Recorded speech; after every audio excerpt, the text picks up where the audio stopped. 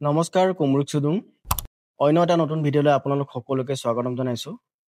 আজিৰ ভিডিঅ'ৰ জৰিয়তে আমি চাম ভাৰতবৰ্ষৰ অন্যান্য ৰাজ্যবোৰত অংগনবাদী কৰ্মী সহায়িকাৰ মাননি বেলেগ বেলেগ হয়। আজি এইটো ভিডিঅ'ত আমি চাম কোনটো ৰাজ্যত কিমান টকা দিয়ে অংগনবাদী কৰ্মী সহায়িকাক। লগতে কথা পাতিম অসমত কেনেকৈ অংগনবাদী কৰ্মী সহায়িকাৰ মাননি বৃদ্ধি কৰিবৰ কাৰণে চৰকাৰক এটা হেঁচা দিব পাৰি তাৰ বিষয়ে এটা কথা পাতিম। আপোনালোকে ভিডিঅ'টো শেষলৈকে চাব। চাওক, আপোনালোকে এতিয়া দেখা পাইছে তেলেংগানাত আপোনালোকে এতিয়া দেখা পাইছে অংগনবাদী ৱৰ্কাৰ্ছক দিয়ে 12,500 পৰা প্ৰায় 13,500 আৰু অংগনবাদী হেল্পাৰক দিয়ে 8,000 টকা প্ৰতি মাহে। 2 নম্বৰটো আহিলে মধ্য প্ৰদেশ। ইয়াতে আপোনালোকে দেখা পাইছে অংগনবাদী ৱৰ্কাৰ্ছ 10,000 পৰা 13,000 পাৰ মান্থ। একুৰেট নহ'ব পাৰে, কিন্তু 10,000 পৰা 13,000 ভিতৰত মাননিত হয়। আৰু অংগনবাদী হেল্পাৰক দিয়ে 5,500 পৰা 7,000 টকা প্ৰতি মাহে। 3 নম্বৰটো আহিলে দিল্লী, আৰু দিল্লীত আপোনালোকে দেখা পাইছে অংগনবাদী ৱৰ্কাৰ্ছক দিয়ে 11,000 পৰা 13,000 পাৰ মান্থ আৰু হেল্পাৰক দিয়ে 6,000 পৰা 6,500 আৰু অংগনবাদী ছুপাৰভাইজাৰক, কাৰণ ছুপাৰভাইজাৰটো তাতকৈ ডাঙৰ পদ হয়, অংগনবাদী কৰ্মীতকৈ ডাঙৰ পদ, ছুপাৰভাইজাৰক দিয়ে 35,000 পৰা 40,000 পাৰ মান্থ আৰু উইথ ফুল বেনিফিট। ঠিক আছে। 4 নম্বৰ আপোনালোকে দেখা পাইছে তামিলনাডুত আপোনালোকে দেখা পাইছে অংগনবাদী ৱৰ্কাৰ্ছক দিয়ে 7,700 আৰু মিনি অংগনবাদী ৱৰ্কাৰ্ছ ইতিমধ্যে আমাৰ অসমত নাই, কিন্তু তামিলনাডুত থাকিব পাৰে, সেয়েহে ইয়াত লিখা আছে 5,700 আৰু অংগনবাদী হেল্পাৰক দিয়ে 4,100।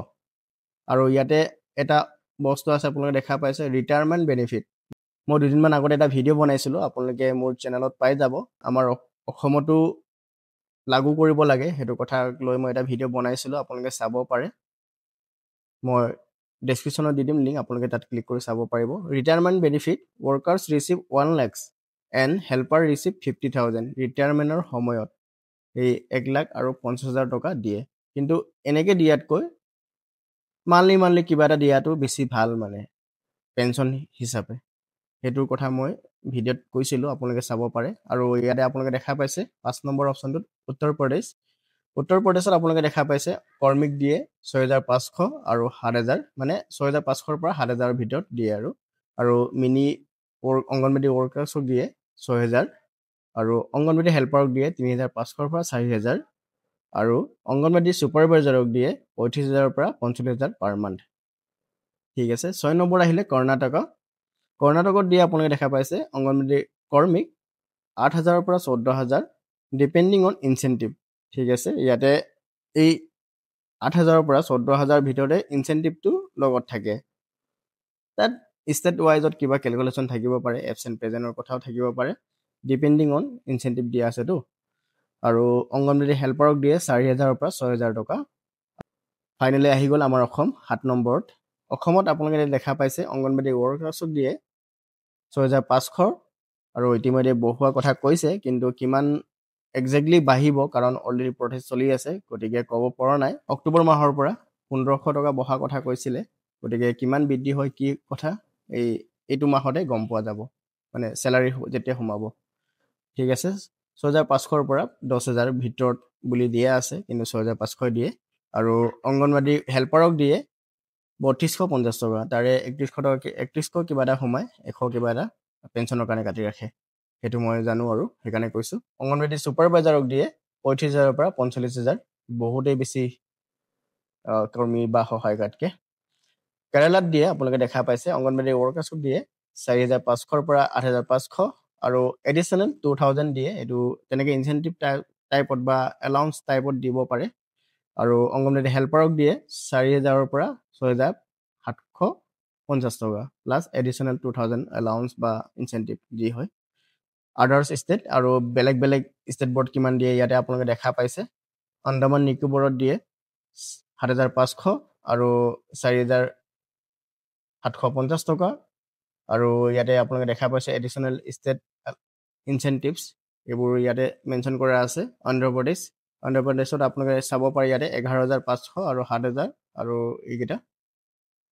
আৰু বিহাৰতে চবচে বেছি কম নেকি মই জনামতে, ইয়াতে বহুত কম, কৰ্মীক দিয়ে 5,950 টকা আৰু সহায়িকাক দিয়ে 3,000 আৰু ছত্তীশগড় ইয়াতে আপোনালোকে দেখা পাইছে 6,500 আৰু 3,250 টকা একজেক্ট আছামৰ দৰে আৰু গোৱাত আপোনালোকে দেখা পাইছে ইমান সৰু এটা ষ্টেট হয় তাতে আপোনালোকে চাব পাৰে 10,000 পৰা 18,000 আৰু সহায়িকা 6,000 পৰা 9,000 আৰু গুজৰাট আপোনালোকে দেখা পাইছে কেইদিনমান আগতে গুজৰাট হাইকোৰ্টে ঘোষণা কৰিছিলে যে কৰ্মী সহায়িকাৰ মাননি 20,000 পৰা 23,000 দিয়া কথা ঘোষণা কৰিছিলে এতিয়া চাগে এই অক্টোবৰ মাহতে বৃদ্ধি কৰিব পাৰে কিন্তু আগৰ ডাটাটো হয় এইটো 10,000 কৰ্মীক আৰু 5,500 সহায়িকাক আৰু হাৰিয়ানাত আপোনালোকে চাব পাৰে 11,766 টকা পৰা 12,929 টকা আৰু সহায়িকাক 6,465 টকা তাৰ অলপ বেছি কম বেছ হ'ব পাৰে একুৰেট দিয়া নাই একচুৱেলি ইয়াতে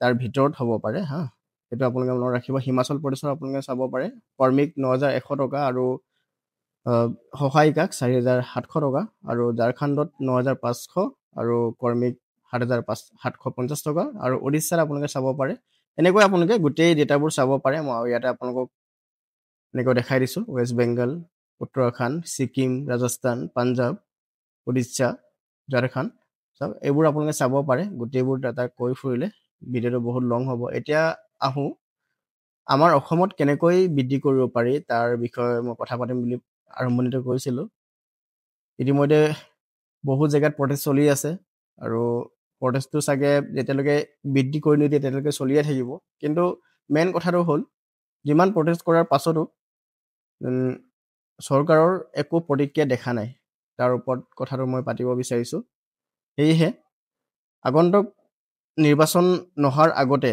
যদি চৰকাৰে বৃদ্ধি কৰি দিয়ে তেতিয়াতো ঠিকেই আছে নহ'লে কিন্তু আপোনালোকৰ বৃদ্ধি হোৱাটো সম্ভাৱনা বহুত কম হৈ যাব এই বিধানসভা নিৰ্বাচনৰ আগতে যদি চৰকাৰে সিদ্ধান্ত লয় বা চৰকাৰক যদি হেঁচা দিয়া হয় যে অংগনবাদী কৰ্মী সহায়িকাৰ বুলিয়ে নহয় আমাৰ আৰু আছে ৰান্ধনীবোৰৰ মিড ডে মিল যোনবোৰ ৱৰ্কাৰ্ছ হয় আৰু আচাৰ কৰ্মীৰ হয় একচুৱেলি এইবোৰ মানুহকহে মানে এইবোৰ কৰ্মীকহে মাননিটো ভালকৈ দিব লাগে বুলি মই ভাবোঁ কাৰণ যিকোনো শিশুৰে স্বাস্থ্যৰ ৰিলেটেড হওক বা বিদ্যালয়ত যোৱা আৰম্ভণি হৈছে অংগনবাদী এতিয়া ক'বলৈ গ'লে আমাৰ মিডল ক্লাছ মানুহবোৰৰ কাৰণে অংগনবাদী কৰ্মীৰ বা সহায়িকাৰ বহুত প্ৰেৰণা আছে বুলি ক'ব লাগিব আৰু ৰান্ধনীবোৰতো ক'ব নালাগে ইমান গেলা গৰমতো ভাত বনাই খুৱায় সেইবোৰ চালে চৰকাৰে এটা ভাল সিদ্ধান্ত ল'ব লাগে বুলি আমি ভাবোঁ আৰু চৰকাৰক হেঁচা দিব লাগিব যে